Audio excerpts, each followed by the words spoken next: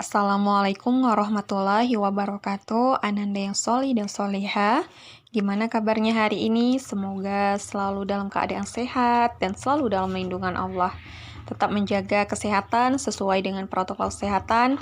Dan jangan lupa kita selalu berdoa semoga wabah virus corona ini segera berakhir dan kita bisa bertemu di sekolah ya. Ananda yang sholih dan sholeha, alhamdulillah Allah masih memberikan kita kesempatan untuk melaksanakan kegiatan pembelajaran walaupun daring ya, tapi harus tetap semangat. Ananda yang sholih dan sholeha, sebelum kita memulai kegiatan pembelajaran kita pada hari ini, alangkah baiknya kita membaca doa belajar dulu di hati masing-masing. Berdoa dimulai.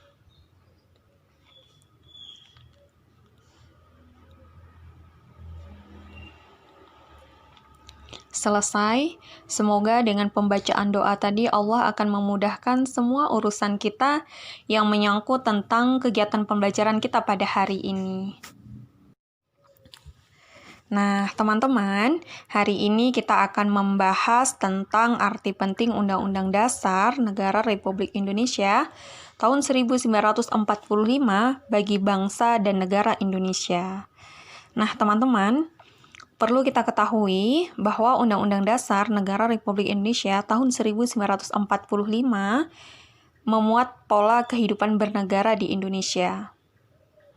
Dengan demikian, semua peraturan perundang-undangan di Indonesia harus berpedoman dan tidak boleh bertentangan dengan Undang-Undang Dasar tahun 1945.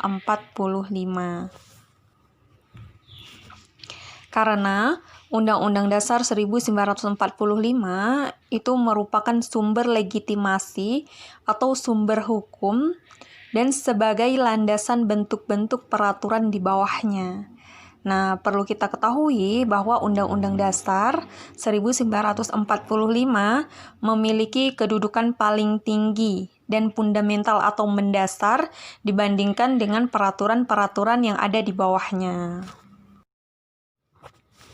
Nah, teman-teman, jadi kita sebagai warga negara Indonesia, kepatuhan kepada Undang-Undang Dasar 1945 harus kita pupuk dan kita kembangkan, sehingga terciptalah ketertiban, keteraturan, ketentraman, dan kesejahteraan di dalam sebuah kehidupan bernegara gitu ya.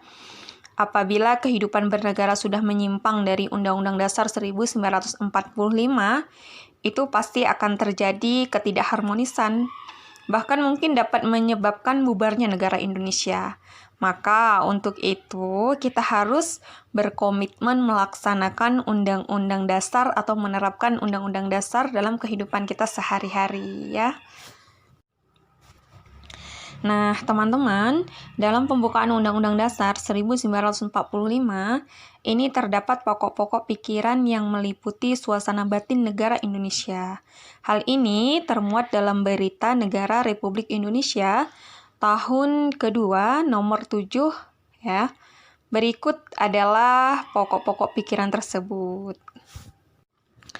Nah, teman-teman, di dalam pembukaan Undang-Undang Dasar 1945 itu terdapat empat pokok pikiran ya. Nah, kita akan bahas satu persatu. Pokok pikiran yang pertama itu melindungi segenap bangsa Indonesia dan seluruh tumpah daerah Indonesia dengan berdasarkan atas asas persatuan.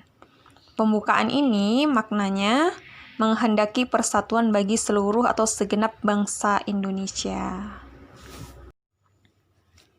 Pokok pikiran yang kedua, itu negara hendak mewujudkan keadilan sosial bagi seluruh rakyat Indonesia. Pokok pikiran yang ketiga, negara yang berkedaulatan rakyat berdasarkan atas kerakyatan dan permusyawaratan atau perwakilan, maknanya sistem negara yang berbentuk undang-undang dasar harus berdasarkan atas permusyawaratan rakyat dan perwakilan. Pokok pikiran yang keempat, negara berdasarkan atas ketuhanan yang Maha Esa, menurut dasar kemanusiaan yang adil dan beradab ya. Nah, teman-teman, selanjutnya kita akan membahas tentang arti penting Undang-Undang Dasar 1945. Dapat kita lihat dari pembukaan Undang-Undang Dasar 1945 yang memuat beberapa pokok kaidah negara yang fundamental atau yang mendasar, yaitu sebagai berikut ya. Yang pertama, di sini itu ada paragraf atau alinea pertama gitu ya. Maknanya menjelaskan arti penting suatu kemerdekaan karena setiap manusia itu memiliki hak kodrati untuk merdeka dan harus diperjuangkan, serta menolak penjajahan karena bertentangan dengan hak untuk merdeka. Nah, selanjutnya ini ada alinea kedua. Ya, arti penting alinea kedua ini itu menjelaskan tentang cita-cita bangsa Indonesia bahwa persatuan, kedaulatan, keadilan, dan kemakmuran ya. Selain itu, dijelaskan bahwa kemerdekaan itu bukanlah merupakan tujuan akhir dari bangsa Indonesia ya. Kemerdekaan adalah jembatan menciptakan keadilan dan kemakmuran di dalam negara Indonesia.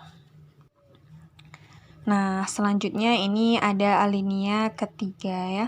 Alinea ketiga ini menjelaskan tentang pernyataan kemerdekaan bangsa Indonesia yang dicapai bangsa Indonesia dapat diraih tidak semata-mata hasil perjuangan bangsa saja, tetapi juga merupakan berkat rahmat dan anugerah Tuhan Yang Maha Esa.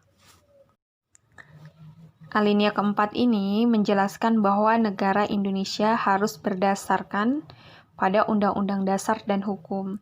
Selain itu, negara Indonesia mempunyai Pancasila sebagai falsafah negara Indonesia gitu ya, atau sebagai dasar negara Indonesia dalam penyelenggaraan suatu negara. Nah, teman-teman, selanjutnya kita akan membahas tentang kedudukan Undang-Undang Dasar 1945. Undang-Undang Dasar 1945 memiliki kedudukan. Nah, teman-teman, selanjutnya kita akan membahas kedudukan Undang-Undang Dasar 1945. Nah, Undang-Undang Dasar Negara Republik Indonesia tahun 1945 itu memiliki 4 kedudukan. Yang pertama, Undang-Undang Dasar bersifat mengikat terhadap pemerintah, ya, setiap lembaga negara, masyarakat, dan setiap warga negara Indonesia. Yang kedua, berisi norma-norma atau aturan sebagai sebuah dasar dan garis besar hukum dalam penyelenggaraan negara yang harus dilaksanakan dan ditaati oleh semua warga negara Indonesia.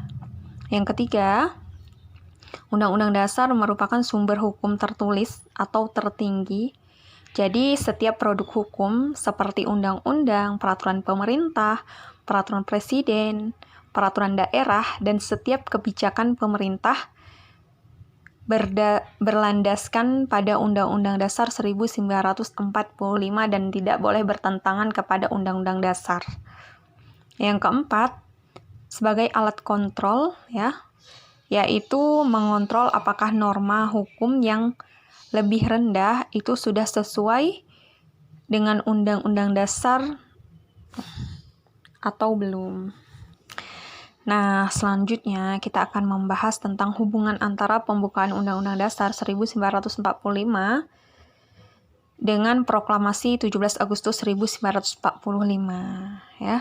Jadi yang pertama itu hubungannya, pernyataan mengenai proklamasi kemerdekaan itu terdapat pada alinea ketiga pembukaan Undang-Undang Dasar 1945. Hal ini menunjukkan bahwa antara pernyataan proklamasi dan pembukaan Undang-Undang Dasar 1945 merupakan suatu rangkaian yang tidak dapat dipisahkan. Yang kedua, pembukaan Undang-Undang Dasar 1945 ditetapkan pada tanggal 18 Agustus 1945 bersamaan dengan ditetapkannya Undang-Undang Dasar 1945. Ya, diangkatnya presiden dan wakil presiden. Hal ini merupakan realisasi tindak lanjut dari proklamasi.